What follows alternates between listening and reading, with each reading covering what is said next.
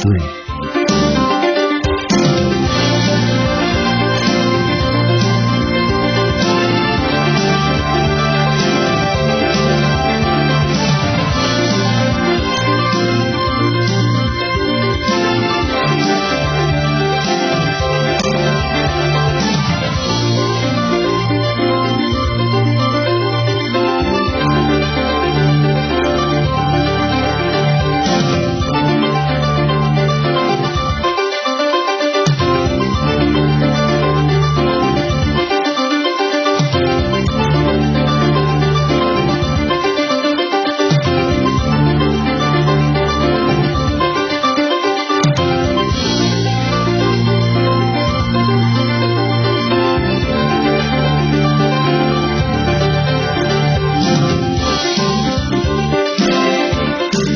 RFA Channel 3.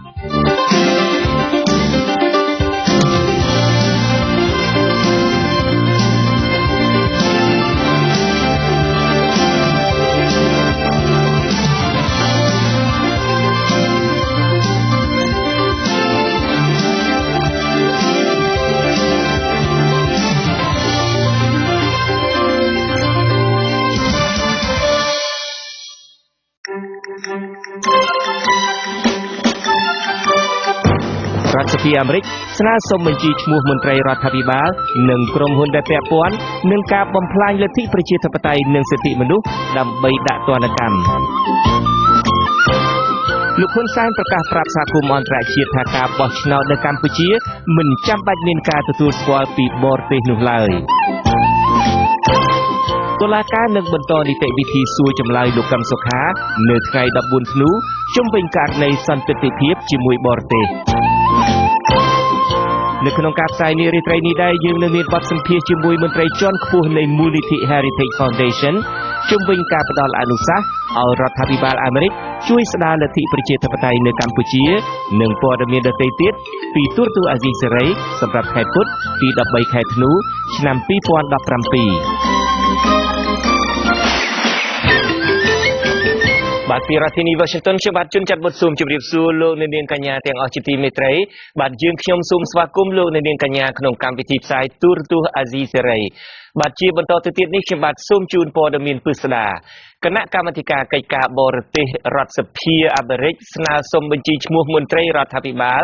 និងក្រុមហ៊ុនដែលពាក់ព័ន្ធនឹងអំពើពុករលួយការបំផ្លាញលទ្ធិប្រជាធិបតេយ្យនិងសិទ្ធិមនុស្សនៅកម្ពុជាដើម្បីពិនិត្យដាក់ទណ្ឌកម្មផ្នែកការទូតនិងទណ្ឌកម្មផ្នែកពាណិជ្ជកម្មបន្ថែមប្រសិនបើរដ្ឋាភិបាលនៅតែមិនលុបចោលសេចក្តីសម្រេចរំលាយគណៈបក្សសង្គ្រោះជាតិនិងបន្តការធ្វើទុកបុកម្នេញលើអង្គការសង្គមស៊ីវិលនិងបណ្ដាញសង្គមបណ្ដាញផ្សព្វផ្សាយឯករាជ្យនៅកម្ពុជាសូមអញ្ជើញលោកអ្នកនាងទស្សនាសេចក្តីរាយការណ៍អំពីរឿងនេះរបស់លោកមួងណារ៉េតពីរដ្ឋធានី Washington បន្ទាប់ពីសវនាការអស់រយៈពេលជិត2ម៉ោងកាលពីថ្ងៃទី12ខែធ្នូដើម្បីស្ដាប់សក្ខីកម្មសាកសីសំខាន់មកពីគណៈបក្សសង្គ្រោះជាតិនិងអង្គការសង្គមស៊ីវិលចំនួន2អនុគណៈកម្មាធិការកិច្ចការបរទេសរបស់សហរដ្ឋអាមេរិកបានសម្រេចពិនិត្យមើលទណ្ឌកម្មបន្ថែមទៀតដើម្បីដាក់លើរដ្ឋាភិបាលលោកហ៊ុនសែនក្នុងគោលបំណងធ្វើយ៉ាងណាស្ដារស្ថានភាពដុនដាបបច្ចុប្បន្ននៅកម្ពុជាឡើងវិញដើម្បីកំណត់ទណ្ឌកម្មថ្មីបន្ថែមឲ្យមានប្រសិទ្ធភាពនិងចំគោលដៅអនុគណៈកម្មាធិការរដ្ឋសភានេះស្នើឲ្យសាកសីជួយស្រាវជ្រាវនិងរៀបចំបញ្ជីឈ្មោះមន្ត្រីជាន់ខ្ពស់រដ្ឋាភិបាលនិងក្រុមហ៊ុនទាំងឡាយណាដែលពាក់ព័ន្ធទៅនឹងការធ្វើទុកបុកម្នេញគណៈបក្សសង្គ្រោះជាតិអង្គការសង្គមស៊ីវិលនិងប្រព័ន្ធផ្សព្វផ្សាយឯករាជ្យនៅកម្ពុជាសមាជិកសភាមកពីខាងគណៈបក្សសាធារណរដ្ឋនិងជាសមាជិកគណៈកម្មាធិការនេះលោក Dana Rohra Baker សង្កត់ធ្ងន់ថាទណ្ឌកម្មដែលមានប្រសិទ្ធភាពដោយដែលបានអនុវត្តកន្លងមកលើប្រទេសផ្សេងទៀតដែរនោះគឺការដាក់ទណ្ឌកម្មសេដ្ឋកិច្ចលើបុគ្គលនៅក្នុងជួររដ្ឋាភិបាលនិងក្រុមហ៊ុនសជីវកម្មទាំងក្នុងនិងក្រៅប្រទេសទាំងអស់នោះដែលទទួលផលអំពីអំពើពុករលួយពីរបបលោកហ៊ុនសែនទណ្ឌកម្មទាំងនោះរួមមានទាំងការបង្កកនិងរឹបអូសទ្រព្យសម្បត្តិហាមឃាត់ការធ្វើពាណិជ្ជកម្មជាមួយសហរដ្ឋអាមេរិកនិងហាមឃាត់ការធ្វើដំណើរមកកាន់សហរដ្ឋអាមេរិកផងដែរ Now right now there's a lot of for example there's big problems I know of in Cambodia where people បច្ចុប្បន្ននេះយើងឃើញថាបញ្ហាធំជាច្រើនកំពុងកើតមាននៅកម្ពុជារួមទាំងការលួចប្លន់ដីធ្លីពីពលរដ្ឋដោយមន្ត្រីមានអំណាចនិងបកពួកលោកហ៊ុនសែនដូច្នេះយើងត្រូវការបញ្ជីនេះ សូមរៀបចំបញ្ជីមួយឲ្យជាក់លាក់ដើម្បីអាចឲ្យគណៈកម្មាធិការរបស់យើងពិនិត្យមើលការធ្វើច្បាប់និងស្នើទៅក្រសួងការបរទេសអាមេរិកបើការស៊ើបអង្កេតបុគ្គលនិងក្រុមហ៊ុនទាំងនេះរឿងនេះយើងអាចអនុវត្តបានដោយសារតែវាមិនមែនពាក់ព័ន្ធតែឧក្រិដ្ឋកម្មផ្នែកពាណិជ្ជកម្មនោះទេប៉ុន្តែវាជាឧក្រិដ្ឋកម្មផ្នែកនយោបាយដោយការធ្វើទុកបុកម្នេញនិងសម្លាប់សកម្មជនបកប្រឆាំងផងដែរ regular criminal activity by people and murdering their opposition. ការបង្កក់ទ្រព្យសម្បត្តិនិងហាមឃាត់ការធ្វើពាណិជ្ជកម្មដែលលោក Dana Rohra Bachar បានស្នើនេះគឺជាផ្នែកមួយនៃច្បាប់ Global Magnitsky Act ដែលត្រូវបានសភាពេញអង្គរបស់សហរដ្ឋអាមេរិកអនុម័តកាលពីខែធ្នូឆ្នាំ 2016 ច្បាប់នេះមានឥទ្ធិពលដាក់ទណ្ឌកម្មបុគ្គលណាក៏ដោយជាតិសាសន៍ណាក៏ដោយដែលរំលោភសិទ្ធិមនុស្សធ្ងន់ធ្ងរគឺបិទទិដ្ឋាការមិនឲ្យចូលសហរដ្ឋអាមេរិកហើយទី2គឺបង្កកទ្រព្យសម្បត្តិរបស់បុគ្គលទាំងនោះដែលដាក់តម្កល់នៅក្រៅប្រទេសចំណុចសំខាន់បន្ទាប់ដែលគណៈកម្មាធិការនេះនឹងពិចារណាដែរគឺការបញ្ឈប់ការអនុគ្រោះពន្ធនាំចេញទំនិញពីកម្ពុជារួមទាំងផលិតផលខាងវិស័យកាត់ដេរជាពិសេសប្រសិនបើលោកហ៊ុនសែននៅតែបន្តទុកឲ្យស្ថានភាពរំលោភសិទ្ធិមនុស្សនិងប្រជាធិបតេយ្យបច្ចុប្បន្នកាន់តែដុនដាបដដែលបែបនេះសមាជិកសភាអាមេរិកមួយរូបទៀតដែលជាសមាជិកគណៈកម្មាធិការនេះដែរគឺលោក Brad Sherman លើកឡើងថាពេលនេះគឺជាពេលដ៏សមស្របបំផុតដើម្បីពិនិត្យមើលទណ្ឌកម្មផ្នែកអនុគ្រោះពន្ធនេះលោកសង្ឃឹមថាសហគមន៍អឺរ៉ុបនិងប្រទេសជប៉ុនក៏នឹងចូលរួមជាមួយសហរដ្ឋអាមេរិកនៅក្នុងការពិនិត្យមើលទណ្ឌកម្មនេះដែរអាស៊ីសេរីបានសម្ភាសមន្ត្រីជាន់ខ្ពស់របស់គណៈបកសង្គ្រោះជាតិនិងជាកូនស្រីច្បងរបស់ប្រធានគណៈបកសង្គ្រោះជាតិគឺកញ្ញាកឹមមនោវិជ្ជានៅក្រៅពេលសវនាការភ្លាមដោយកញ្ញាលើកឡើងនៅវិធានការចំនួន6ចំណុចដែលចង់ឲ្យសហរដ្ឋអាមេរិកជួយធ្វើអន្តរាគមន៍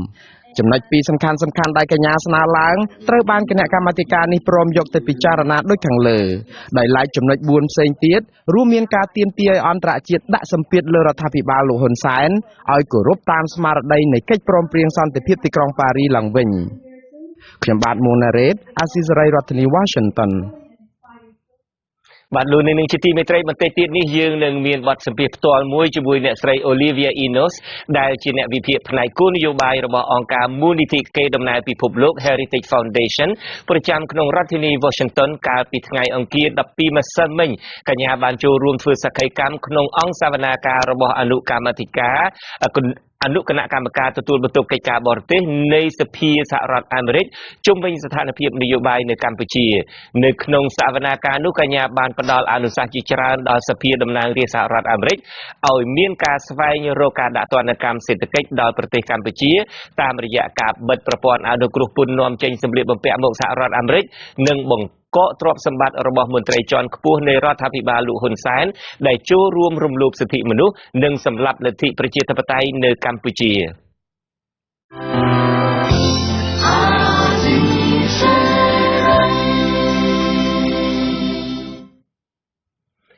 បាទអ្នកខ្លំមើលការបោះឆ្នោតលើកឡើងថាប្រជាពលរដ្ឋជាច្រើនលានអ្នកអាចនឹងងើបបះបោរប្រឆាំងនឹងការបោះឆ្នោតជាតិអាណត្តិទី6ឆ្នាំ2018ខាងមុខប្រសិនបើអវត្តមានបកប្រឆាំងដ៏ធំជាងគេការលើកឡើងនេះស្របពេលដែលលោកនាយករដ្ឋមន្ត្រីហ៊ុនសែនប្រកាសនៅថ្ងៃទី13ធ្នូថាការបោះឆ្នោតនៅតែដំណើរការទៅបានទោះបីជាគ្មានវត្តមានបកប្រឆាំងក្តីក្នុងពិធីជួបសំណេះសំណាលជាមួយគណៈកម្មការជាង 10000 នាក់នៅថ្ងៃទី13ខែធ្នូនេះលោកនាយករដ្ឋមន្ត្រីហ៊ុនសែនបានអង្វរឲ្យគណៈកម្មការជួយបោះឆ្នោតឲ្យលោកទៀតទោះបីជាគ្មានការចូលរួមពីគណៈបកប្រឆាំងក្តីតែលោកអះអាងថាការបោះឆ្នោតជាតិឆ្នាំ2018ខាងមុខនៅតែដំណើរការទៅបានលទ្ធិប្រជាធិបតេយ្យសេរីពពកនឹងមិនคล้ายទៅជាចំណាប់ខ្មាំរបស់អ្នកណាមួយទេគ្មានការចូលរួមរបស់អ្នកការបោះឆ្នោតក៏នៅតែធ្វើសំប្រាំទៅឲ្យហើយក៏ត្រូវយល់ឲ្យច្បាស់ពីរដ្ឋធម្មនុញ្ញនៃប្រជាណាចក្រកម្ពុជាអំពីចំណុចដែលចែងថាសភាមានអាណត្តិ5ឆ្នាំសភាមិនអាចរំលាយមុនអាណត្តិបានទេចងចាំកន្លែងនេះឲ្យច្បាស់តែបោះឆ្នោតរួចហើយគឺរួចហើយគ្មានអ្នកណាមានសិទ្ធិរំលាយសភា បាទយ៉ាងណាក៏ដោយចុះអ្នកឃ្លាំមើលការបោះឆ្នោតលើកឡើងថាការបោះឆ្នោតអាចដំណើរការទៅបានដោយការអះអាងរបស់លោកហ៊ុនសែនក៏ប៉ុន្តែពុំមែនជាការបោះឆ្នោតប្រកបដោយសេរីត្រឹមត្រូវនិងយុត្តិធម៌និងមានការទទួលស្គាល់ពីសហគមន៍អន្តរជាតិនិងអន្តរជាតិនោះឡើយអ្នកសម្របសម្រួលផ្នែកអង្គការ Confrel លោកកនសាវាងមានប្រសាសន៍ថាប្រសិនបើគ្មានគណៈបកប្រឆាំងចូលរួមនោះរដ្ឋាភិបាលឬគោជបនឹងប្រឈមនឹងបញ្ហាជាច្រើននៅមុនពេលបោះឆ្នោតក្នុងនោះរួមមានការមិនទទួលស្គាល់លទ្ធផលឆ្នោតការកាត់ផ្តាច់ជំនួយដល់គោជបដូចជាសហរដ្ឋអាមេរិកនិងសហភាពអឺរ៉ុបបានប្រកាសផ្អាកជំនួយជាផ្លូវការហើយនឹងជប៉ុនក៏ពិចារណាចំពោះជំនួយដល់គោជបនេះដែរឆ្លើយតបនឹងការផ្តាច់ជំនួយនេះគោជបបានចេញសេចក្តីថ្លែងការណ៍នៅថ្ងៃទី13ខែធ្នូថាគោជបមានការសោកស្ដាយដែលសហភាពអឺរ៉ុបសម្រេចផ្អាកផ្ដល់ជំនួយដល់គោជបហើយថាសហភាពអឺរ៉ុបមិនត្រូវយករឿងរបស់តុលាការនិងបញ្ហានយោបាយមកដោះស្រាយជាមួយនឹងការងារបច្ចេកទេសរបស់គោជបនោះឡើយ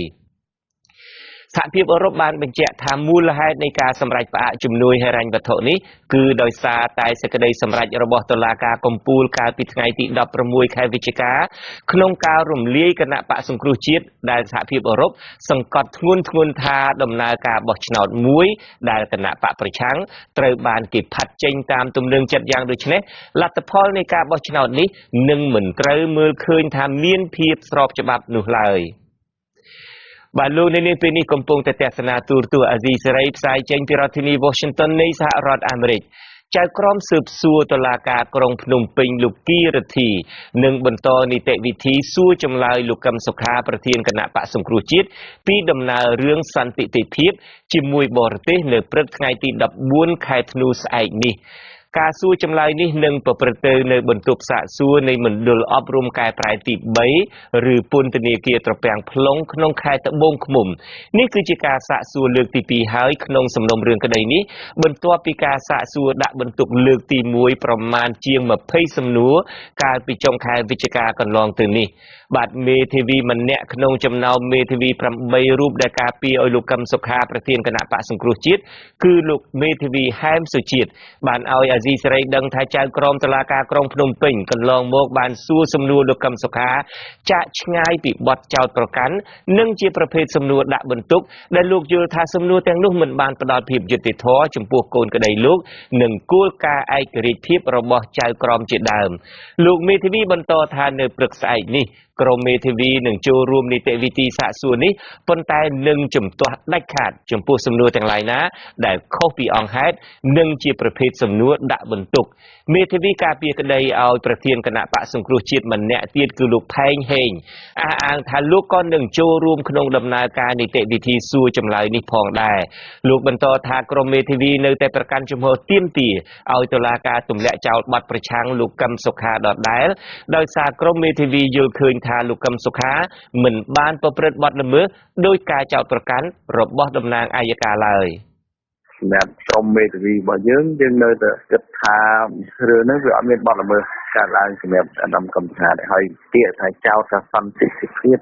ឬក៏ថាត្រូវរើគ្នាជាមួយបរទេសហ្នឹងរហូតមកទល់ពេលហ្នឹងវាគ្មានបរទេសណាមួយដែលថាមកត្រូវរើជាមួយនឹងគាត់ឬក៏គាត់ទៅរើជាមួយបរទេសមានសកម្មភាពឬក៏មានផែនការឬក៏ស្អីជាមួយគ្នាវាអត់ក្រៅពីសកម្មភាពសម្រាប់គោលការណ៍បោះឆ្នោតតាមជាតបតៃហ្នឹងទៅថាសាលាអីពីរឿងគោលនយោបាយរឿងអីវាមិនមែនជារឿងដែលទៅរៀបចំផែនការក្បត់ឬក៏ផែនការ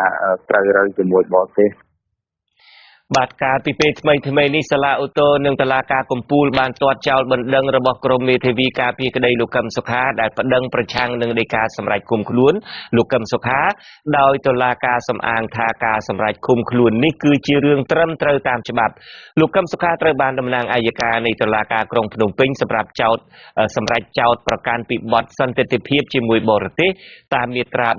443នៃក្រមព្រហ្មទណ្ឌដែលអាចប្រឈមនឹងការជាប់ពន្ធនាគារពី15ដល់30ឆ្នាំ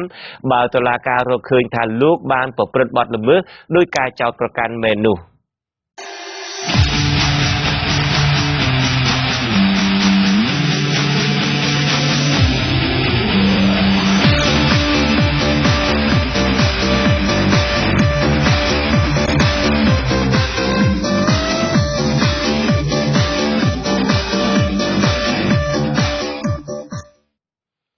បានលោកហ៊ុនសែនបានអំពាវនាវជាថ្មីម្ដងទៀតឲ្យកម្មការនីរោងចក្របោះឆ្នោតឲ្យគណៈបកប្រជាជនកម្ពុជាដើម្បីបន្តកាន់អំណាចតទៅទៀតការអំពាវនាវនេះធ្វើឡើងក្នុងពិធីជួបសំណេះសំណាលជាមួយកម្មការនីនៅតំបន់ទំនប់កោះស្រូវខណ្ឌពោធិ៍សែនជ័យរាជធានីភ្នំពេញនៅព្រឹកថ្ងៃទី13ធ្នូនេះសង្គមស៊ីវិលធ្វើការរឿងបោះឆ្នោតលើកឡើងថាការយកតួនាទីនាយករដ្ឋមន្ត្រីទៅឃោសនារកសម្លេងឆ្នោតគឺធ្វើឲ្យមានភាពច្របូកច្របល់សូមអញ្ជើញលោកនាងទស្សនាសេចក្តីរាយការណ៍របស់លោកជីវិតាអំពីរឿងនេះយើងបន្តការយកចិត្តទុកដាក់ដោះស្រាយការងារធ្វើឲ្យប្រជាពលរដ្ឋកម្ពុជារបស់យើងលោកនាយករដ្ឋមន្ត្រីហ៊ុនសែនអះអាងថារដ្ឋាភិបាលរបស់លោកនឹងខិតខំពង្រីកទីផ្សារការងារនៅក្រៅស្រុកនិងសម្របសម្រួលលក្ខខណ្ឌការងារជាមួយប្រទេសដៃគូឲ្យបានប្រសើរសម្រាប់ឲ្យកម្មករមានឱកាសទទួលបានការងារនិងប្រាក់បៀវត្សឲ្យកាន់តែច្រើនថែមទៀតចំណែកកម្មការនីក្នុងស្រុកវិញលោកបានលើកឡើងពីអត្ថប្រយោជន៍ជាច្រើនដូចជាការដំឡើងប្រាក់បៀវត្សជារៀងរាល់ឆ្នាំនិងអត្ថប្រយោជន៍ជាច្រើនផ្សេងទៀតឆក់ឱកាសនេះលោកនាយករដ្ឋមន្ត្រីហ៊ុនសែនក៏ប្រកាសឲ្យកម្មការនីនិងឪពុកម្ដាយរបស់ពួកគេបន្តបោះឆ្នោតជូនគណៈបកប្រជាជនកម្ពុជាដើម្បីឲ្យលោកមានឱកាសដឹកនាំនាវាកម្ពុជាបន្តទៀតបោះឆ្នោតជ្រើសរើសសមាជិករដ្ឋសភានៅថ្ងៃទី29ខែកក្កដាឆ្នាំ2018ហើយសង្ឃឹមថាក្មួយផ្ទាល់បូកជាមួយឪពុកម្ដាយនិងក្រុមគ្រួសារបន្តបោះឆ្នោតឲ្យគណៈបកប្រជាជននិងបោះឲ្យពូបន្តដឹកនាំតទៅទៀត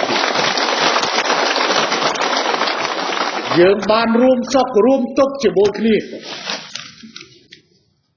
តាំងពីគ្រាដែលលំបាកបំផុតរហូតមកដល់ដំណាក់កាលនេះលោកនាយករដ្ឋមន្ត្រីហាក់ជឿជាក់ថាការបោះឆ្នោតជ្រើសតាំងតំណាងរាស្ត្រនៅឆ្នាំ2018នឹងនៅតែដំណើរការបើទោះជាសហគមន៍អន្តរជាតិចាត់ទុកថាដំណើរការបោះឆ្នោតខាងមុខនឹងមិនអាចទទួលយកបានប្រសិនបើគ្មានវត្តមានគណៈបកសង្គ្រោះជាតិចូលរួមនោះទេមន្ត្រីអង្កេតការបោះឆ្នោតនៃអង្គការ Confrel ឲ្យដឹងថាច្បាប់មិនបានហាមឃាត់ចំពោះការឃោសនាបោះឆ្នោតខុសរដូវកាលនោះទេដែលនេះជាបញ្ហាចន្លោះប្រហោងប៉ុន្តែសម្រាប់លោកនាយករដ្ឋមន្ត្រីគឺគេពិបាកយល់ណាស់ថាតើគាត់និយាយក្នុងទូនីតិអ្វីយើងបែងចែកច្បាស់ថាដូចជានាយករដ្ឋមន្ត្រីតើពេលខ្លះគាត់ក្នុងនាមជាគណៈបកនយោបាយឬមួយក្នុងនាមជាតំណាងរាស្ត្រឬក្នុងនាមរដ្ឋាភិបាលវាពិបាកអញ្ចឹងពេលខ្លះគាត់និយាយក្នុងនាមរដ្ឋាភិបាលផងក្នុងនាមគណៈបកនយោបាយផងអានេះហើយដែលវាជាចំណុចមួយដែលវា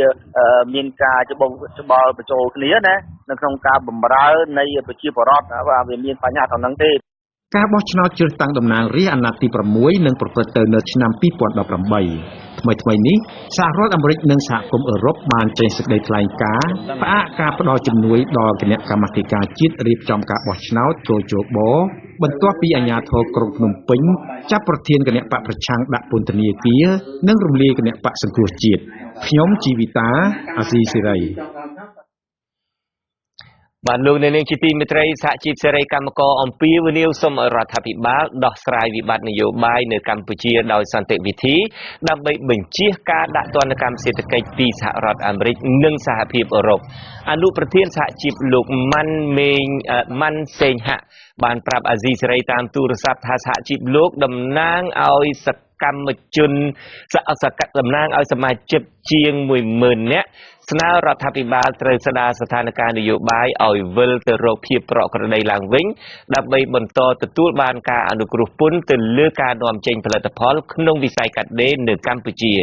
ការលើកឡើងរបស់អនុប្រធានសហជីពសេរីកម្មករលោកម៉ាន់សេងហាក់នេះធ្វើឡើងបន្ទាប់ពីក្រុមសហជីពចំនួន3ដែលគេជឿជាក់ថាជាសហជីពស្និទ្ធនឹងរដ្ឋាភិបាលលោកហ៊ុនសែននៅថ្ងៃទី13ខែធ្នូនេះបានសរសេរលិខិតស្នើសុំទៅស្ថានទូតសហរដ្ឋអាមេរិកនិងសហភាពអឺរ៉ុបឲ្យបន្តទិញសម្លៀកបំពាក់និងអនុគ្រោះពន្ធដល់ការនាំចូលពីប្រទេសកម្ពុជាក្រុមសហជីពទាំង3នេះរួមមានសហព័ន្ធសហជីពមិត្តភាពកម្មករសម្ព័ន្ធសហជីពជាតិនិងសម្ព័ន្ធសហជីពដើម្បីកម្មករ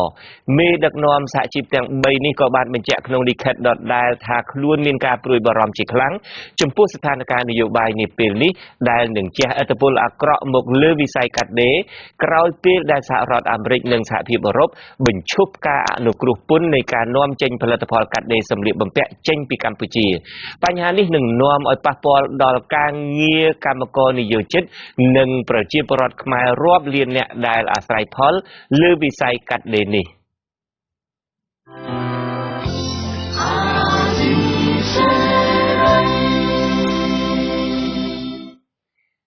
បាទលោកនាងជាទីមេត្រីជាបន្តទៅទៀតនេះខ្ញុំបាទមានភ្ញៀវមួយរូបមកកាន់បន្ទប់ផ្សាយរបស់យើងផ្ទាល់គឺអ្នកស្រី Olivia Enos ដែលជាអ្នកវិភាគផ្នែកគោលនយោបាយរបស់អង្គការមូលនិធិគេដំណើរពិភពលោកឬហៅជាភាសាអង់គ្លេសថា Heritage Foundation ប្រចាំក្នុងរដ្ឋធានី Washington បាទកាលពីថ្ងៃអង្គារទី12ម្សិលមិញនេះអ្នកស្រី Enos បានចូលរួមធ្វើជាសក្ខីកម្មក្នុងអង្គសវនាការរបស់អនុកម្មការទទួលបន្ទុកកិច្ចការបរទេសនៃសភាសហរដ្ឋអាមេរិកនៅក្នុងសវនាការនោះអ្នកស្រីបានផ្ដល់អនុសាសន៍ជាច្រើនដល់សភាតំណាងរាស្ត្រសហរដ្ឋអាមេរិកឲ្យមានការស្វែងរកការបង្កកទ្រព្យសម្បត្តិរបស់មន្ត្រីជាន់ខ្ពស់នៃរដ្ឋាភិបាលលោកហ៊ុនសែនដែលចូលរួមរំលោភសិទ្ធិមនុស្សនិងសម្លាប់ប្រជាធិបតេយ្យនៅកម្ពុជានិងជំរុញឲ្យមានការកោះប្រជុំឡើងវិញនៅកិច្ចព្រមព្រៀងសន្តិភាពទីក្រុងប៉ារីបាទខ្ញុំបាទសូមជម្រាបសួរអ្នកស្រី Olivia Enos បាទជំរាបសួរ អរគុណបាទខ្ញុំសិលមិញនេះខ្ញុំបានតាមដានសហការីខ្ញុំបានទៅស្ដាប់អង្គសវនាការរបស់អ្នកស្រីខ្ញុំបាទក៏បានតាមដាននៅតាមការផ្សាយ live online ដែរឃើញអ្នកស្រីបានលើកជាយោបល់មួយចំនួនដល់សមាជិកអង្គប្រជុំពីម្សិលមិញនេះដើម្បីធ្វើយ៉ាងណាឲ្យមានការដាក់ទណ្ឌកម្មសេដ្ឋកិច្ចដាក់ទណ្ឌកម្មការទូតដល់រដ្ឋាភិបាលក្រុងភ្នំពេញជាដើមមុននឹងខ្ញុំសួរតាក់ទងបន្ថែមទៀតនេះតើអ្នកស្រីដែលចាប់ផ្ដើមធ្វើការតាក់ទងនឹងប្រទេសកម្ពុជានឹងតាំងពីពេលណាមកបាទI've been working on Cambodia since around ខ្ញុំធ្វើការតាំងពីឆ្នាំ2013មកហ្នឹងគឺយើងចាប់អារម្មណ៍ច្រើនទៅលើប្រទេសកម្ពុជាអង្គការ Heritage Foundation ហ្នឹងគឺយើងយល់ឃើញអំពីការស្រុតចុះនៃសិទ្ធិសំណុកក៏ដូចជាលទ្ធិប្រជាធិបតេយ្យអញ្ចឹងហើយបើជាយើងផ្ដោតខ្លាំង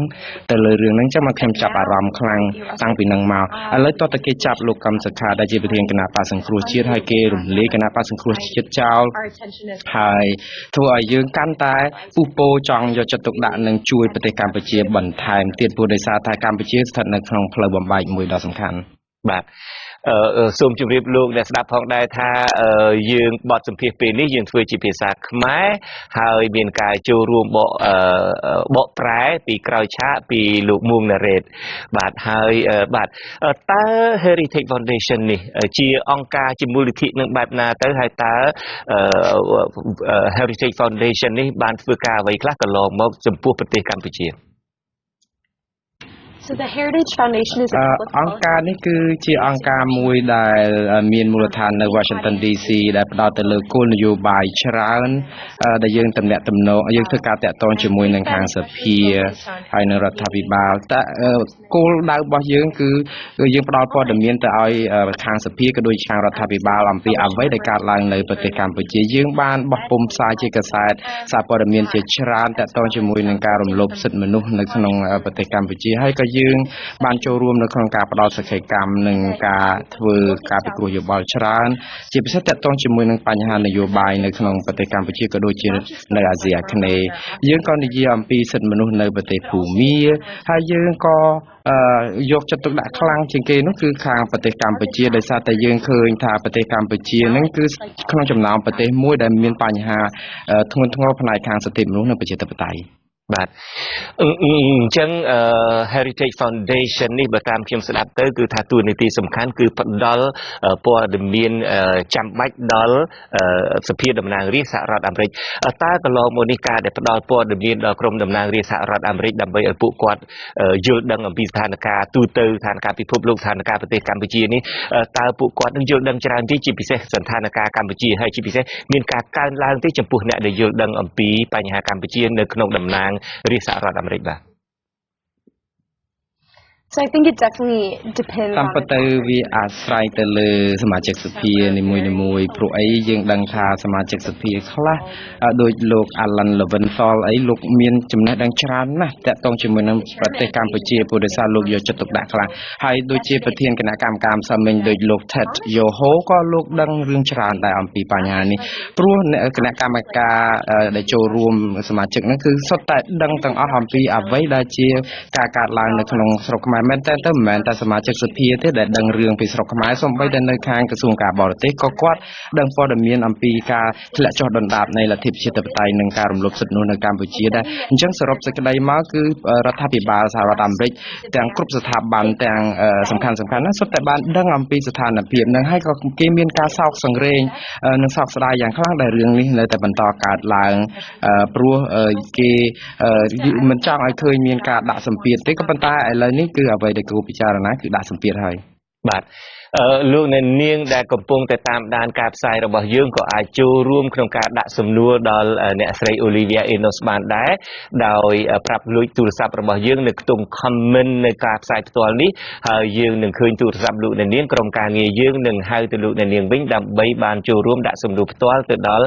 អ្នកស្រី Olivia Enos ដែរបាទឥឡូវនេះខ្ញុំងាកមកអ្នកស្រីវិញម្ដងម្សិលមិញនេះអ្នកស្រីបានផ្ដល់នៅគំនិតមួយចំនួនដល់សភាតំណាងរាស្ត្រសហរដ្ឋអាមេរិកអ្វីដែលខ្ញុំចាប់អារម្មណ៍នោះខ្ញុំបានសម្ភាសអ្នកវិភាគនៅប្រទេសកម្ពុជាមុននេះបន្តិចនៅក្នុងការផ្សាយវិទ្យុហើយលោកបាននិយាយថាគណៈបកនយោបាយនៅប្រទេសកម្ពុជានឹងការពិតនឹងគឺត្រូវតាក់ទងបរទេសទាំងសងខាងនៅខាងរដ្ឋាភិបាលកាន់អំណាចឯនោះគឺតាក់ទងប្រទេសចិនហើយគណៈបកប្រឆាំងនេះកំពុងតែមានយុទ្ធនាការយ៉ាងសស្រាក់សស្រាំក្នុងចំណោមសហរដ្ឋអាមេរិកហើយនិងអង្គការនិងពិភពលោកខាងលិចមួយចំនួនតើអ្នកស្រីគិតថានៅពេលដែលលោកនាយករដ្ឋមន្ត្រីដែលជាមេគណៈបកកាន់អំណាចនឹងតាក់ទងមហាអំណាចមួយនៅប្រទេសចិនបែបនេះតើគាត់គួរខ្វល់ខ្វាយទេនៅពេលដែលមហាអំណាចយៈមួយនៅក្នុងអាស៊ីដែលមានបង្ហាញជំហរគាត់ពីក្រោយហើយតើឥទ្ធិពលនៃលោកខាងលិចឥទ្ធិពលនៃសហរដ្ឋអាមេរិកបែបណាទៀតដើម្បីឲ្យអាចមានប្រៀបទៅលើលោកនាយករដ្ឋមន្ត្រីហ៊ុនសែនបានមានប្រៀបទៅលើមហាអំណាចចិនបាននៅអាស៊ីនោះដើម្បីឲ្យគាត់ងាកមកដើរផ្លូវត្រូវវិញ Well, there's certainly no doubt តាម that ពិតទៅជាការពិតគឺប្រទេសចិនមានឥទ្ធិពលនៅលើប្រទេសកម្ពុជាគាត់ថាឥទ្ធិពលហ្នឹងគឺវាមានភាពអវិជ្ជមានច្រើនណាស់ព្រោះអីដោយសារតែអ្វីដែលហ៊ុនសែនលោកហ៊ុនសែនកំពុងតែរំលាយគណៈបកសង្គ្រោះជាតិហើយចាប់លោកកម្មសខាដាក់ពន្ធនាគារបែរជាប្រទេសចិនហ្នឹងមកគាំទ្រនៅក្នុងនេះមែនតើខ្ញុំមិនជាខ្វល់ខ្លាំងពីរឿងប្រទេសចិនទេអ្វីដែលខ្ញុំគិតថាយកចិត្តទុកដាក់ខ្លាំងហ្នឹងគឺរឿងឥទ្ធិពលរបស់សហរដ្ឋអាមេរិកក៏ដូចជានឹងសហគមន៍អឺរ៉ុបក៏ដូចប្រទេសជប៉ុនដែរព្រោះប្រទេសសំខាន់ទាំងអស់នេះហើយគឺមានឥទ្ធិពលខ្លាំងនៅប្រទេសកម្ពុជាទាំងផ្នែកសេដ្ឋកិច្ចនិងនយោបាយដូច្នេះឥទ្ធិពលរបស់ប្រទេសចិនគឺមានតែភាពអវិជ្ជមានភាគច្រើនដូច្នេះបើយើងមើលឃើញអំពីកិច្ចព្រមព្រៀងសន្តិភាពទីក្រុងប៉ារីសគឺបានកំណត់ច្បាស់ហើយថាប្រទេសម្ចាស់ហត្ថលេខីក៏ដូចជាសហរដ្ឋអាមេរិកនេះគឺមានភារកិច្ចនៅក្នុងការធ្វើយ៉ាងម៉េចឲ្យប្រទេសទាំងឡាយនៅលើពិភពលោកហ្នឹងគឺដាក់សម្ពាធទៅលើប្រទេសកម្ពុជានឹងឲ្យពិនិត្យមើលឡើងវិញនៅកិច្ចព្រមព្រៀងសន្តិភាពទីក្រុងប៉ារីសព្រោះមិនមែនចិនទេគឺប្រទេសច្រើនណាស់ដូចជប៉ុនដូចអាមេរិកក៏ដូចជាប្រទេសដទៃទៀតនឹងបារាំងផងដែរហ្នឹងគឺដែលមានភារកិច្ចនៅក្នុងការធ្វើយ៉ាងម៉េចឲ្យលោកហ៊ុនសែនគោរពស្មារតីនេះឡើងវិញដូច្នេះបើសិនជាយើងមើលយើងឃើញថាយើងចង់បានឲ្យប្រជាពលរដ្ឋជាអ្នកមានសិទ្ធិសម្រាប់ជោគវាសនារបស់ប្រទេសកម្ពុជាប្រជាធិបតេយ្យគឺគួរតែស្ថិតនៅក្នុងដៃរបស់ប្រជាពលរដ្ឋជាអ្នកសម្រេចដោយខ្លួនឯងមិនមែនជាអ្នកសម្រេចដោយលោកហ៊ុនសែនឬក៏គណៈបកប្រជាជនតែម្នាក់នោះទេអញ្ចឹងបានន័យថាយើងចង់ឲ្យប្រជាពលរដ្ឋកម្ពុជាមានសិទ្ធិសម្រេចនៅពេលដែលយើងជជែកគ្នាអំពីដំណោះស្រាយនៅប្រទេសកម្ពុជាយើងតែងតែងាកទៅកិច្ចព្រមព្រៀងសន្តិភាពទីក្រុងប៉ារីតើអ្វីត្បិតតែទាំងអស់គ្នាពីឥឡូវនេះយើងមានមតិពីរជាសំខាន់ពីខាងលោកនាយករដ្ឋមន្ត្រីហ៊ុនសែនពីខាងគណៈបកកណ្ដាលអំណាចថាកិច្ចព្រមព្រៀងនឹងស្លាប់បាត់ទៅហើយអត់មាន relevant អីតទៅទៀតទេហើយពីខាងក្រៅឯនេះវិញថានៅតែមានតម្លៃនៅឡើយដដែលតែចំពោះអ្នកស្រីវិញតើយើងអាចជាការពិតជាក់ស្ដែង តើយើងអាចកោះប្រជុំសហប្រធាននឹងអាចឲ្យប្រទេសប្រមាណដណ្ដប់នឹងចូលរួមដើម្បីងាកមកដោះស្រាយប្រទេសកម្ពុជាវិញតើអាចទៅរួចទេឬមួយក៏ពួកគាត់អាចនឹងធុញថប់ចំពោះបញ្ហាកម្ពុជាទៅហើយឬមួយក៏វាឆ្ងាយទៅហើយបាទ ខ្ញុំគិតថាកិច្ចសន្តិភាពទីក្រុងប៉ារីសន្ធិសញ្ញាសន្តិភាពទីក្រុងប៉ារីនេះគឺនៅតែរស់រានមានជីវិតដដែលគឺមិនស្លាប់ទេព្រោះដោយសារតែនៅក្នុងនេះគឺប្រទេសដែលជាម្ចាស់ហត្ថលេខីគឺនៅតែមានកាតព្វកិច្ចផ្លូវទូតនៅក្នុងការធ្វើយ៉ាងម៉េចឲ្យប្រទេសកម្ពុជានឹងគោរពនៅកិច្ចព្រមព្រៀងនេះឲ្យខាងតែបានដូចអ្វីដែលសំខាន់នៅក្នុងកិច្ចព្រមព្រៀងសន្តិភាពទីក្រុងប៉ារីដែលស្មារតីមិនចេះស្លាប់នោះគឺការធ្វើឲ្យមានការបោះឆ្នោតមួយដោយសេរីត្រឹមត្រូវនិងយុត្តិធម៌ព្រោះអានេះជាកាតព្វកិច្ចដែលសន្យារួចទៅហើយអញ្ចឹងហើយបានទៅពេលដែលយើងជជែកអំពីបញ្ហានេះគឺប្រទេសដែលតំណាងឲ្យម្ចាស់ហត្ថលេខីនេះគឺគេផ្ដោតខ្លាំងទៅលើការរស់រងវិញការរស់នៅឡើយនៃកិច្ចសន្តិភាពទីក្រុងប៉ារីនេះអញ្ចឹងបានយើងចង់ឲ្យខាងរដ្ឋមន្ត្រីការបរទេសឬក៏មន្ត្រីសំខាន់ផ្នែកការទូតហ្នឹងគឺជួបជុំគ្នាដើម្បីជជែកឡើងវិញថាតើយ៉ាងណាអាចនឹងសាររើឡើងវិញនៅស្មារតីនេះដើម្បីកុំឲ្យរដ្ឋាភិបាលកម្ពុជាខកខាននៅក្នុងការអនុវត្តកាតព្វកិច្ចរបស់ខ្លួននៅក្នុងការគោរពកិច្ចព្រមព្រៀងនេះបាទក្រៅពីក្របខ័ណ្ឌនៃប្រទេសហត្ថលេខីនៃកិច្ចព្រមព្រៀងទីក្រុងប៉ារីនេះវិញតើក្របខ័ណ្ឌអាស៊ានវិញតើប្រទេសអាស៊ានអាចនឹងហ៊ានលូកដៃចូលក្នុងបញ្ហាកម្ពុជាទេថាតើអាចមានប្រសិទ្ធភាពបែបណាដែរទេខ្ញុំគិតថាសហរដ្ឋអាមេរិកគឺមានឥទ្ធិពលខ្លាំងនៅក្នុងការតាក់ទងជាមួយនឹងប្រទេសជប៉ុនក៏ដូចជាសហគមន៍អឺរ៉ុបក៏មានឥទ្ធិពលនៅក្នុងប្រទេសអាស៊ានដែរអញ្ចឹងនៅក្នុងនេះសរុបសេចក្តីមកគឺប្រទេសទាំងអស់នេះក៏យល់ឃើញដូចគ្នាថានៅអាស៊ានគឺប្រទេសកម្ពុជាកំពុងមានស្ថានភាពសិទ្ធិមនុស្សនិងប្រជាធិបតេយ្យធ្លាក់ចុះយ៉ាងខ្លាំងហើយប្រទេសកម្ពុជាខ្លួនឯងប្រជាពលរដ្ឋកម្ពុជាខ្លួនឯងហ្នឹងក៏ពិនិត្យមើលទៅសហរដ្ឋអាមេរិកដែរថាមានទូនីតិនៅក្នុងការជួយ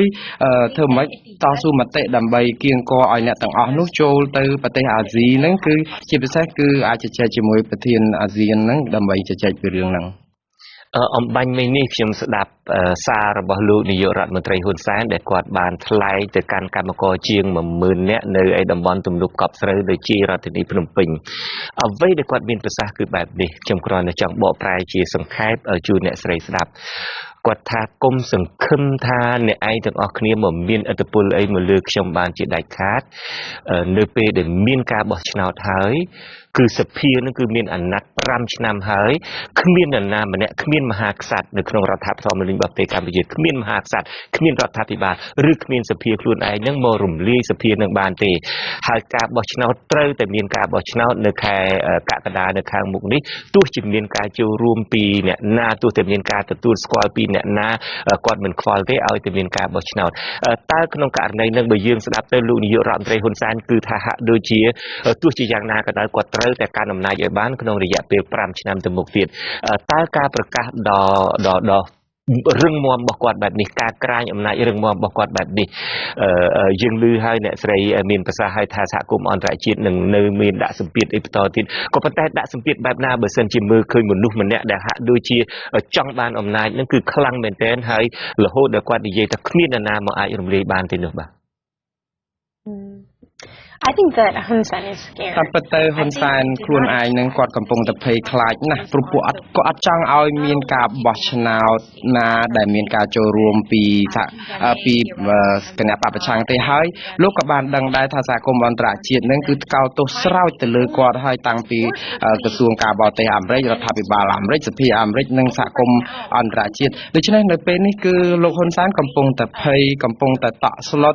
គឺគាត់មិនដឹងថាតើនឹងទៅជាយ៉ាងម៉េចទេនៅថ្ងៃខាងមុខអ្វីដែលគាត់និយាយនេះគ្រាន់តែជាការលួងចិត្តខ្លួនឯងព្រោះគាត់ដឹងអំពីឥទ្ធិពលអន្តរជាតិហើយក៏ប៉ុន្តែកំឡាចិត្តខ្លួនឯងដើម្បីកុំឲ្យថាគាត់នឹងមានការភ័យខ្លាចតែប៉ុណ្្នឹងឯងការដែលនិយាយដូចនេះគឺគាត់ដឹងថាវានឹងមានឥទ្ធិពលខ្លាំងពីសហរដ្ឋអាមេរិកឬក៏ពីសហគមន៍អន្តរជាតិនៅក្នុងប្រទេសកម្ពុជាប៉ុន្តែគាត់ភ័យគាត់ចេះថាទៅ អ្នកស្រីហាក់ដូចជាមើលធ្លុះបេះដូងមើលធ្លុះសម្បកក្រៅរបស់លោកនាយករដ្ឋមន្ត្រីហ៊ុនសែនការពិតមិនចម្លែកទេខ្ញុំក៏ធ្លាប់ឮគេនិយាយច្រើនដែរថាអ្វីដែលលោកនាយករដ្ឋមន្ត្រីហ៊ុនសែនមានប្រសាសន៍ពីខាងក្រៅមិនប្រកាសជាចេញពីដួងចិត្តទេបាទចំពោះអ្នកស្រីថាគាត់ខ្លាចបើសិនជាគាត់ខ្លាចបែបនេះតើមានអីទៅទៀតដែលអាចធ្វើឲ្យគាត់ខ្លាចជាងនឹងតទៅទៀត I think the next តាមពិតទៅជំហានបន្ទាប់គឺត្រូវតែបង្កើនឲ្យវាមានចំណាត់ការបន្ថែមទៀតដើម្បីឲ្យហ៊ុនសែនដឹងថាអ្វីដែលគាត់កំពុងតែធ្វើឲ្យប៉ះពាល់ដល់លទ្ធិប្រជាធិបតេយ្យនឹងមិនមែនជារឿងល្អសម្រាប់គាត់ទេហើយគាត់នឹងអាចកោគាត់នឹងជួបបញ្ហាទុក្ខលំបាកហើយមិនមែនលំបាកតែគាត់ទេគឺលំបាកដល់មនុស្សរបស់គាត់ជាពិសេសឧទាហរណ៍ដូចជាការដាក់ទណ្ឌកម្មផ្នែកសេដ្ឋកិច្ចដល់មន្ត្រីរាជការរបស់គាត់ដល់ក្រុមហ៊ុនដែលរកស៊ីនៅប្រទេសកម្ពុជាអញ្ចឹងនៅក្នុងនេះគឺយើងបានកំពុងតែស្នើឲ្យគណៈកម្មការហ្នឹងគឺដាក់សម្ពាធទៅលើរដ្ឋាភិបាលហ៊ុនសែនជាពិសេសបុគ្គលដែលក្នុងជួររដ្ឋាភិបាលតែបើសិនជាមានបញ្ហាដាក់ទណ្ឌកម្មបង្កកទ្រព្យសម្បត្តិនេះគឺគាត់រឹតតែភ័យខ្លាចជាងនឹងទេព្រោះមន្ត្រីរបស់គាត់នឹងមានការថ្នាំងថ្នាក់យ៉ាងច្រើនអញ្ចឹងនៅក្នុងនេះគឺសហរដ្ឋអាមេរិកនេះគឺក៏នៅកំពុងតែពិនិត្យមើលអំពីប្រវត្តិសាវតានៃការប្រព្រឹត្តខុសឆ្គងរបស់រដ្ឋាភិបាលហ៊ុនសែនក៏ដូចជាមន្ត្រីរបស់គាត់ដែលក្នុងការដែលធ្វើឲ្យមានបញ្ហារំលោភសិទ្ធិមនុស្សហើយគេនឹងធ្វើចំណាត់ការនឹងបន្ថែមតទៅទៀតអញ្ចឹងចំណុចសំខាន់ដែលសហរដ្ឋអាមេរិកត្រូវធ្វើបន្តទៀតនេះគឺដូចខ្ញុំបានជម្រាបរួចទៅហើយមួយទៀតគឺសហរដ្ឋអាមេរិកគឺមិនត្រូវបង្អង់ដៃនៅក្នុងការហៅអំពាវនាវឲ្យហ៊ុនសែនដោះលែងលោកកឹមសុខាទេការដែលអំពាវនាវឲ្យគាត់ដោះលែងលោកកឹមសុខាជាបន្ទាន់នឹងអត់លក្ខខណ្ឌនោះមិនមែនបានន័យថាគុំអន្តរជាតិខ្លាចគាត់ទេប៉ុន្តែទុកឱកាសឲ្យគាត់កែខ្លួនបាទឥឡូវនេះខ្ញុំសូមផ្អាកសំណួរខ្ញុំជាមួយនឹងអ្នកស្រី Olivia Innocent ពីព្រោះថាយើងមានអ្នកហៅចូលម្នាក់មកពីក្រុងភ្នំពេញគឺលោកសុផលបាទសូមអញ្ជើញសូមស្ដាប់សំណួររបស់លោកសុផលសូមអញ្ជើញបាទសូមអញ្ជើញលោក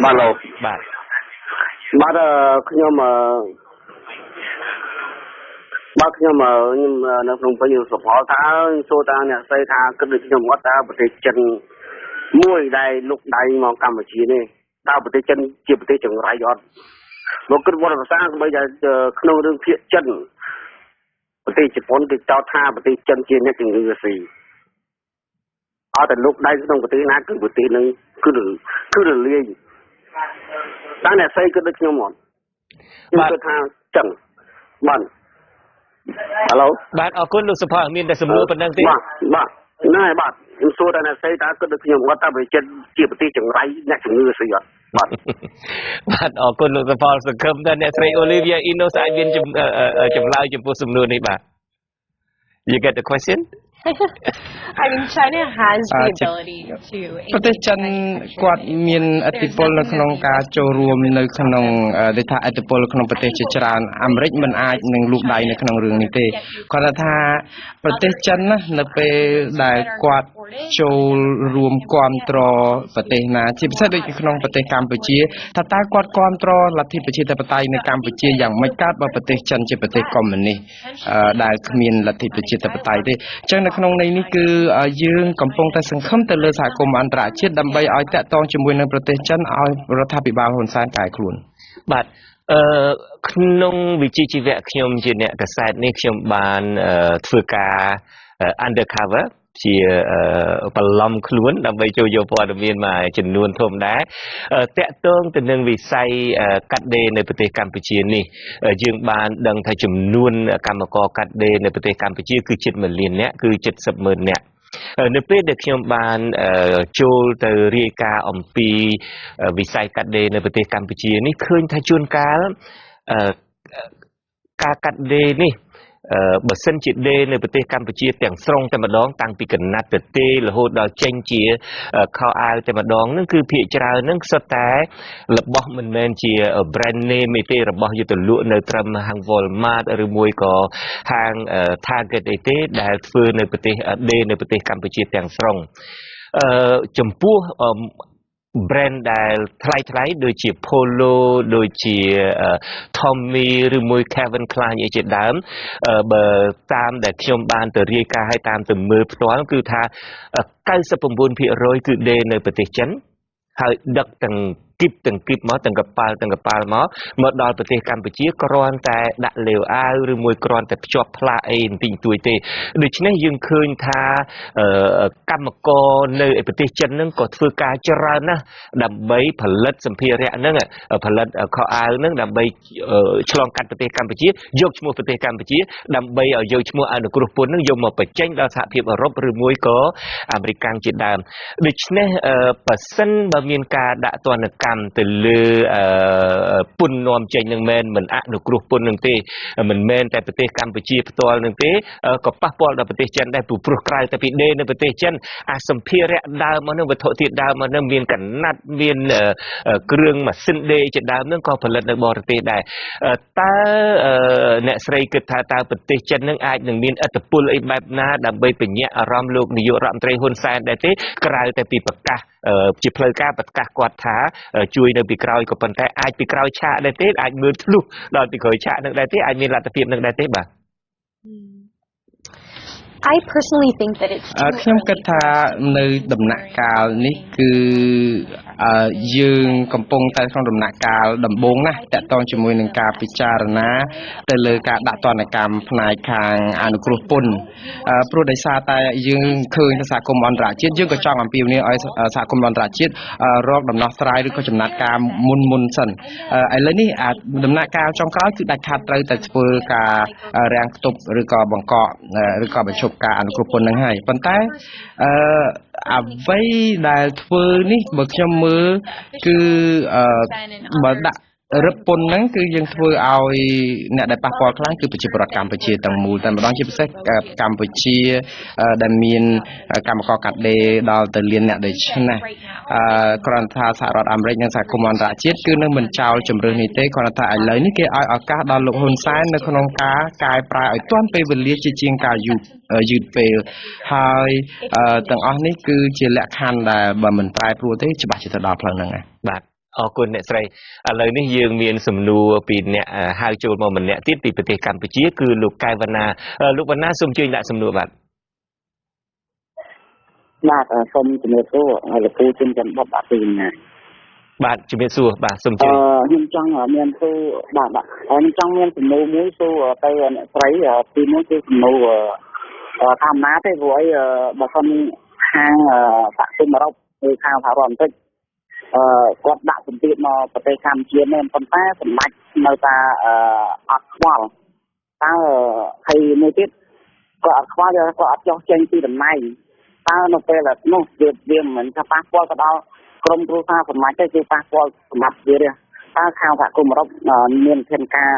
សម្រាប់ទប់ស្កាត់ទាក់ទងនឹងក្រមគឺគាត់មកក្រមដែរទេហើយមួយទៀតគឺចង់ផ្ដល់ជា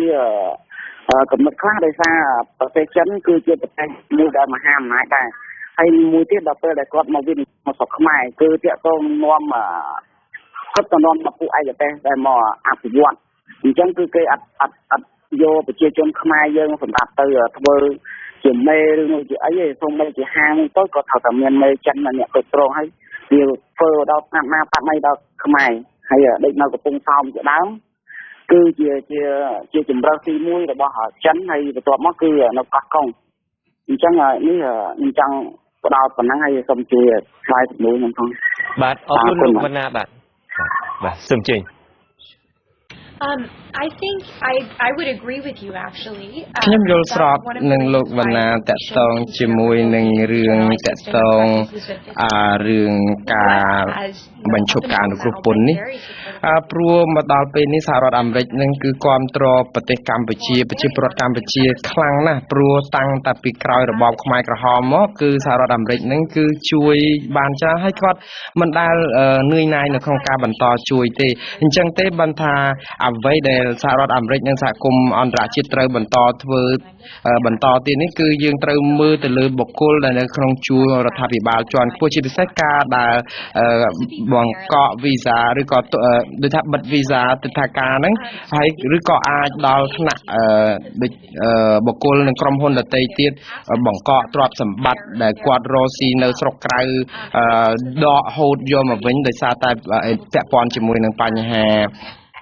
រំលោភសិទ្ធិមនុស្សនិងប្រជាធិបតេយ្យអញ្ចឹងនៅក្នុងនេះគឺនៅក្នុងក្របខ័ណ្ឌសហរដ្ឋអាមេរិកហើយនិងសហគមន៍អន្តរជាតិដទៃទៀតគេអាចធ្វើដូច្នេះបានដូចជារឿងច្បាប់ Magnitsky Act អីអញ្ចឹងគឺជាតកតងជាមួយនឹងការដាក់មន្ត្រីទាំងនោះក្នុងបញ្ជីខ្មៅហើយបញ្ជីខ្មៅនេះគឺមិនមែនមានឥទ្ធិពលតិចទេមានឥទ្ធិពលខ្លាំងណាស់ទោះបីជាការរាំងខ្ទប់រឿងបញ្ហាអនុគ្រោះពន្ធនឹងវាល្អក៏ប៉ុន្តែអានេះក៏មានឥទ្ធិពលខ្លាំងមុននឹងដែរការពិតខ្ញុំមិនសូវយល់ប្រមាណទេអំពី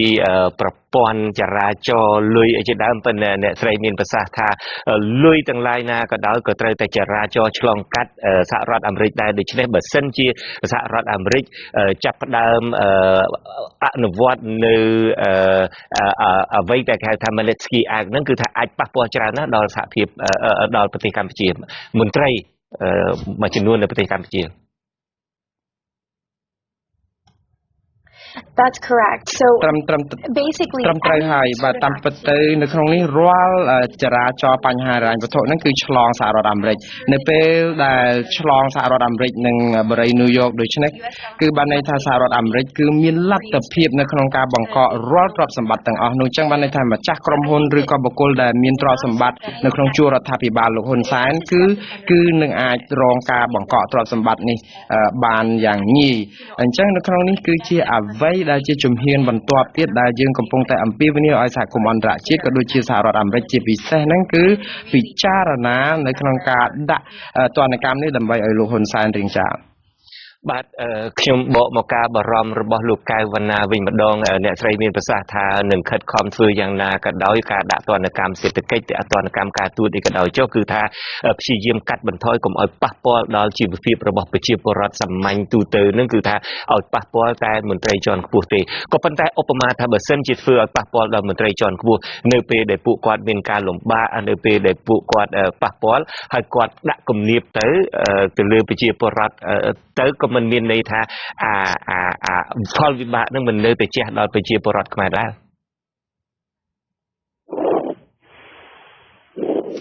I think that តាមពិតទៅដូចខ្ញុំថាហ៊ុនសែនគាត់មិនបថុយទេមិនបថុយនៅពេលដែលមានការដាក់ទណ្ឌកម្មបែបនេះទេព្រោះយើងមើលហើយនៅកូរ៉េខាងជើងកាលពីលោកអូបាម៉ានៅជាប្រធានាធិបតីគឺដាក់សម្ពាធទៅលើលោកប្រធានាធិបតីគឹមចុងអ៊ុនមន្ត្រីរបស់គាត់ហ្នឹងគឺគេដាក់ទណ្ឌកម្មយ៉ាងតឹងរ៉ឹងមែនតើទៅគឺឈ្មោះទាំងអស់នោះគឺមាននៅក្នុងបញ្ជីដែលគេដាក់ទណ្ឌកម្មគឹមចុងអ៊ុនកាលពេលនោះគឺគាត់មួម៉ៅខ្លាំងមែនតើគឺគាត់ខឹងដោយសារអីដោយសារសម្ពាធនឹងគឺវាប៉ះពាល់ខ្លាំងដល់ហេដ្ឋារចនាសម្ព័ន្ធមន្ត្រីរាជការដែលមានការថ្នាំងថ្នាក់ដូចគ្នានៅឯប្រទេសកម្ពុជាដែរលោកហ៊ុនសែននឹងច្បាស់ជាទប់ទល់នឹងមន្ត្រីរបស់គាត់ដែលក្រោកបះបោតវ៉ាដោយសារតែមានបញ្ហាដែលធ្វើបាបឬក៏រាំងខ្ទប់ផ្នែកសេដ្ឋកិច្ចហិរញ្ញវត្ថុនេះបាទសង្ឃឹមថាលោកនឹងព្រួយចិត្តតាមក៏ប៉ុន្តែខ្ញុំមិនដឹងថាតើព័ត៌មាននឹងច្បាស់ឬមិនច្បាស់ទេក៏ប៉ុន្តែខ្ញុំចាំថាធ្លាប់អានកាសែត Libération របស់បារាំងម្ដងថាធនធានរបស់លោកនាយករដ្ឋមន្ត្រីនឹងមានដល់តែវ៉លbillion ដុល្លារសហរដ្ឋអាមេរិកឯនោះហើយមានសេចក្តីរាយការណ៍ដទៃទៀតដែលយើងមិនដឹងថាពិតឬមិនពិតទេថាប្រាក់របស់គាត់នេះមានដាក់នៅធនាគារក្រៅប្រទេសអីជាដើមតើការដែលដាក់នៅធនាគារក្រៅប្រទេសខ្ញុំនៅតែមិនយល់ដដែលថាបើសិនឧបមាថាបើសិនជាដាក់នៅធនាគារនៅប្រទេសស្វីសឧទាហរណ៍តើបើសិនជាចេញ Magnitsky Act នឹងនៅសហរដ្ឋអាមេរិកតើប៉ះពាល់បែបណាដែរទៅដល់ប្រាក់របស់គាត់ដែលដាក់នៅក្នុងធនាគារនៃប្រទេសណាមួយក្រៅពីសហរដ្ឋអាមេរិកYes, if I understand it correctly, បើយល់ខ្ញុំមែនតើទៅខ្ញុំមិនមែនជាមន្ត្រីខាងរដ្ឋាភិបាលទេក្នុងនេះគឺចង់និយាយចេះនៅពេលដែលបុគ្គលណាម្នាក់ដែលគេដាក់នៅក្នុងបញ្ជីស្បែកបញ្ជីខ្មៅដែលត្រូវបង្កកទ្រព្យឬក៏ត្រូវដាក់ទណ្ឌកម្មផ្នែកហិរញ្ញវត្ថុនេះគឺធនាគារទាំងឡាយណាក៏ដោយឲ្យតែគាត់មានការពាក់ព័ន្ធដាក់លុយកាក់មិនចំពោះថានៅសហរដ្ឋអាមេរិកឬក៏នៅច្រកនៅទីក្រហែងណានៅលើពិភពលោកទៅគឺត្រូវតែបង្កកបានទាំងអស់ព្រោះដោយសារតែវាមានការពាក់ព័ន្ធគ្នាអញ្ចឹងនៅក្នុងនេះគឺបានន័យថាបើសិនជាគាត់មានលុយដាក់នៅធនាគារបរទេសគឺច្បាស់ណាស់ សហរដ្ឋអាមេរិកក៏ដូចជាប្រទេសដែលជាសម្ព័ន្ធមិត្តអាចតាក់ទងគ្នានៅក្នុងការបង្កក់ទ្របទាំងអស់នោះបានគាត់ថាបញ្ហាដែលយើងនៅការកំណត់អត្តសញ្ញាណឲ្យបានថាទ្របនោះពិតជាទ្របរបស់ពួកគាត់ពិតប្រាកដឬក៏យ៉ាងម៉េចដូចជានៅកូរ៉េខាងជើងអញ្ចឹងបាទអរគុណខ្ញុំនឹងមានសំណួរដទៃទៀតប៉ុន្តែពេលនេះខ្ញុំចង់អញ្ជើញលោកសំណាងពីភ្នំពេញដើម្បីឲ្យលោកបានចូលរួមដាក់សំណួរបាទសូមអញ្ជើញលោកសំណាងបាទបងជំរាបសួរបាទហេឡូបាទសូមអញ្ជើញសំណាងហេឡូជំរាបសួរលោកជួងជុនច័ន្ទបុតនិងអ្នកស្រីផងវាអត់ស្គាល់ឈ្មោះអូលីវីបាទហើយសំណួរខ្ញុំមានមួយសំណួរបាទហើយសួរទៅលោកស្រីថាតើឆ្នាំ2018ខាងមុខនេះបើប្រសិនជាគណៈបកសង្គ្រោះជាតិមិនបានចូលរួមការបោះឆ្នោតក្នុងឆ្នាំ2018នោះទេតើសហគមន៍អឺរ៉ុបក៏ដូចជាសហរដ្ឋអាមេរិកមានវិធានការយ៉ាងណាចំពោះគណៈបកកណ្ដាលអំណាចហើយយើងដឹងហើយថាប្រជាជន3លានជាងអ្នកឥឡូវនេះកំពុងតែខូចចិត្តយ៉ាងខ្លាំងព្រោះបកកណ្ដាលអំណាចហ្នឹងគាត់បានរំលាយបកសង្គ្រោះជាតិចោលដល់បកប្រឆាំងធំជាងគេនៅកម្ពុជាហ្នឹងតែឥឡូវនេះបើសិនជាមានការបោះឆ្នោតមែនតែសង្គ្រោះជាតិអត់មានវត្តមាននៅក្នុងការចូលរួមបោះឆ្នោតទេតើសហគមន៍អឺរ៉ុបនិងសហរដ្ឋអាមេរិកហ្នឹងមានវិធានការយ៉ាងណាអាចទទួលស្គាល់រាជរដ្ឋាភិបាលដែលឯកតៈនឹងទេដែលបោះឆ្នោតតាមបកនឹងទេឬក៏សហគមន៍អឺរ៉ុបមានវិធានការយ៉ាងណាបាទអរគុណលោកវណ្ណាអរគុណតាមពិតទៅសហរដ្ឋអាមេរិកបានបញ្ជាក់ជំហររួចទៅហើយជំហរនេះគឺបានន័យថាមិនទទួលស្គាល់ការបោះឆ្នោតដែលធ្វើដោយមិនមានភាពសេរីត្រឹមត្រូវនិងយុត្តិធម៌ទេអញ្ចឹងសហគមន៍អន្តរជាតិបង្ហាញជំហរច្បាស់ណាស់សូម្បីតែសហរដ្ឋអាមេរិកថ្មីនេះបង្ហាញជំហរច្បាស់ទៀតនោះគឺការដែលឈប់ផ្ដល់ជំនួយទៅខាងកោជបខាងគណៈកម្មការជាតិរៀបចំការបោះឆ្នោតហើយសហគមន៍អឺរ៉ុបក៏បានបញ្ជាក់ចំហច្បាស់ដែរក៏ពន្យាពេលនៅក្នុងការផ្ដល់ជំនួយនេះគឺជាការផ្ដល់សញ្ញាណមួយប្រាប់ថាគេមិនទទួលស្គាល់ការបោះឆ្នោតនេះទេហើយនៅមានប្រទេសច្រើនណាស់ដែលនឹងដាក់សម្ពាធឬក៏ប្រកាសថាមិនទទួលស្គាល់ការដែលរៀបចំការបោះឆ្នោតបែបនេះប្រទេសដទៃទៀតក៏នឹងមិនផ្ដល់ប្រាក់ជំនួយទៅដល់កោជបការដែលមិនផ្ដល់ប្រាក់ជំនួយទៅដល់អង្គការបោះឆ្នោតបែបនេះគឺជាសារប្រាប់ថាគេមិនទទួលស្គាល់រួចទៅហើយបើមិនទទួលស្គាល់ហ្នឹងហើយបានជាគេផ្ដាច់ជំនួយបែបនេះដូច្នេះអ្វីដែលហ៊ុនសែនត្រូវដឹងគឺគាត់ត្រូវតែរៀបចំឲ្យប្រជាពលរដ្ឋទាំងអស់គ្នានឹងមានសិទ្ធិបញ្ចេញមតិមានសិទ្ធិសម្រាប់ជោគវាសនារបស់ខ្លួនដោយខ្លួនឯងព្រោះអីអ្វីដែលកើតឡើងនៅសប្តាហ៍ថ្ងៃនេះគឺសហរដ្ឋអាមេរិកគិតថាវាមិនជាការត្រឹមត្រូវនៅក្នុងដំណើរប្រជាធិបតេយ្យទេព្រោះវាក្បត់ឆន្ទៈរបស់ប្រជាពលរដ្ឋខ្លួនឯងអញ្ចឹងបានថាអ្វីដែលសហគមន៍អន្តរជាតិចង់បានក៏ដូចជាសហរដ្ឋអាមេរិកចង់បានចង់ឲ្យកម្ពុជាបើកចំហឡើងវិញបាទអរគុណអ្នកស្រីអូលីវីខ្ញុំសួរសំណួរមួយនេះមិនដឹងតើវាហួសពីលទ្ធភាពនៃអង្គការ Heritage Foundation ឬយ៉ាងណាទេក៏ប៉ុន្តែខ្ញុំក៏នឹងសួរយ៉ាងណាក៏ដោយក៏នឹងសួរសំណួរនេះដែរអ្នកស្រីមានប្រសាសន៍ថាតួនាទីរបស់ Heritage Foundation នេះគឺផ្ដល់ចំណេះដឹងដល់សមាជិកសភាអាមេរិកកាំងដើម្បីឲ្យយល់ដឹងពីស្ថានភាពនៃប្រទេសណាមួយដើម្បីឲ្យពួកគាត់រៀបចំគោលនយោបាយត្រឹមត្រូវយើងឮពីសភាតំណាងរាស្ត្រសហរដ្ឋអាមេរិកផ្ទាល់តែម្ដងថាពួកគាត់នឹងក៏ខិតខំបន្តទៀតដើម្បីនាំមុខក្នុងការដាក់ទណ្ឌកម្មសេដ្ឋកិច្ចដាក់ទណ្ឌកម្មការទូតដើម្បីចាប់បង្ខំឲ្យអ្នកកាន់អំណាចនៅប្រទេសកម្ពុជាធ្វើការយ៉ាងណាដើម្បីស្ដារឡើងវិញនៅភាពប្រក្រតីការដែលពួកគាត់ខំសហការនឹងគឺមានតាំងពីសហភាពអឺរ៉ុបប្រទេសមហាអំណាចធំៗមានប្រទេសជប៉ុនអីជាដើមតើ Heritage Foundation មានងាកទៅដល់ប្រទេសទាំងអស់នឹងទៀតទេជួយផ្ដល់ចំណេះវិជ្ជាជួយផ្ដល់ដឹងពីស្ថានភាពពិតនៅប្រទេសកម្ពុជាដល់ប្រទេសទាំងនោះដែរទេដើម្បីឲ្យពួកគាត់បានយល់ដឹងបន្ថែមទៀតទេ Sure. So at Heritage, we តាមពិតទៅ definitely នៅក្នុងអង្គការរបស់យើងនេះគឺយើងមានលទ្ធភាពនៅក្នុងការជួបមន្ត្រីជាច្រើនណាស់មន្ត្រីហ្នឹងគឺមន្ត្រីរដ្ឋាភិបាលមិនមែនតែអាមេរិកទេមន្ត្រីរដ្ឋាភិបាលផ្សេងទៀតដែលយើងអាចនឹងជួបជាកិច្ចជំនួបឯកជនឬក៏កិច្ចជំនួបផ្លូវការដែលអង្គការរបស់យើងនេះគឺនៅតែបន្តកិច្ចការងារនេះដែលយើងចំណុចបន្តគឺយើងនឹងឲ្យពួកគាត់ជួលបន្ថែមពីស្រុកខ្មែរ បាទឥឡូវនេះសំណួរដែលយើងទាំងអស់គ្នាចង់ឮជាពិសេសអ្នកដែលចង់ឲ្យមានស្ថានភាពប្រកបដីនៅប្រទេសកម្ពុជាឡើងវិញហ្នឹងថាតើក្រៅតែពីវិធានការមួយចំនួនដែលខ្ញុំបានឮនឹងគឺថាមានការមិនទទួលស្គាល់ការបោះឆ្នោតមានការមិនជួយផ្ដល់ជំនួយបច្ចេកទេសដល់ការបោះឆ្នោតមានការបង្កក់ទ្រព្យសម្បត្តិមានការបំបិទទិដ្ឋាការអីហ្នឹងតើសហរដ្ឋអាមេរិកឬពិភពលោកគួរធ្វើអ្វីថែមទៀតដើម្បីជួយស្ដារស្ថានភាពនៅប្រទេសកម្ពុជា Well, I think, in the event ខ្ញុំគិតថាបើសិនជាមានការបោះឆ្នោតឆ្នាំ 2018 ដោយការគ្រោងទុកប៉ុន្តែស្ថានភាពបច្ចុប្បន្ននៅតែដដែលសហគមន៍អន្តរជាតិនឹងមិនសុខចិត្តឲ្យស្ថានភាពនឹងនៅអញ្ចឹងទេព្រោះប្រជាពលរដ្ឋកម្ពុជាមិនអាចនឹងបង្ហាញចំហឬក៏ឆន្ទៈរបស់ខ្លួនបានត្រឹមត្រូវទេបើសិនជាស្ថានភាពនេះហើយការដែលគេធ្វើបន្តនោះមិនមែនតែរឿងហិរញ្ញវត្ថុឬការទប់ស្កាត់ឬក៏ការដាក់ទណ្ឌកម្មផ្នែកហិរញ្ញវត្ថុហ្នឹងទេគឺមានច្រើនតទៅទៀតឥឡូវនេះសហរដ្ឋអាមេរិកនេះកំពុងតែធ្វើកិច្ចការជាមួយនឹងសហគមន៍អន្តរជាតិរកមើលដំណោះស្រាយឬក៏ការឆ្លើយតបជាបន្ទាន់តាក់ទងជាមួយនឹងការបង្កើតឲ្យជាមានក្រុមទំនាក់ទំនងមួយផ្នែកខាងប្រទេសកម្ពុជានឹងតែម្ដងដើម្បីឲ្យសាររបស់សហគមន៍អន្តរជាតិនឹងអាចលឺទៅដល់រដ្ឋាភិបាលបានលឿនដើម្បីឲ្យគាត់ដោះស្រាយបញ្ហានេះបានឆាប់នឹងទាន់ពេលវេលាកុំឲ្យអូសបន្លាយយូរនាំឲ្យមានការប៉ះពាល់ដល់ការបោះឆ្នោតជាតិនៅពេលខាងមុខអញ្ចឹងនៅក្នុងដំណាក់កាលនេះគឺចង់ឲ្យរដ្ឋាភិបាលនឹងរៀបកែសម្រួលឲ្យបានលឿនមុននឹង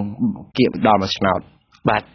ពេលវេលាក៏ហើយខ្ញុំបាទក៏សូមអរគុណដល់អ្នកស្រី Olivia Enos ដែលបានចូលមកផ្ដល់ការវិភាគហើយទស្សនៈរបស់អ្នកស្រីហើយនឹងគោលការណ៍មួយចំនួនដែល Heritage Foundation កំពុងតែប្រកាន់យកដើម្បីជួយស្ដារស្ថានភាពនៅប្រទេសកម្ពុជាបាទខ្ញុំបាទសូមអរគុណសូមជម្រាបលាបាទបាទលោកនាងកញ្ញាទើបតែបានទស្សនាទូរទស្សន៍អាស៊ីសេរីផ្សាយចេញពីរដ្ឋធានី Washington នៃសហរដ្ឋអាមេរិកខ្ញុំបាទជួនច័ន្ទបុតព្រមទាំងក្រុមការងារទាំងអស់នៃទូរទស្សន៍និងវិទ្យុអាស៊ីសេរីសូមជូនពរលោកនាងកញ្ញានិងក្រុមគ្រួសារឲ្យជួបប្រកបតែនឹងសេចក្តីសុខគ្រប់ប្រការបាទខ្ញុំបាទសូមអរគុណនិងសូមជម្រាបលារីករាយសួស្តី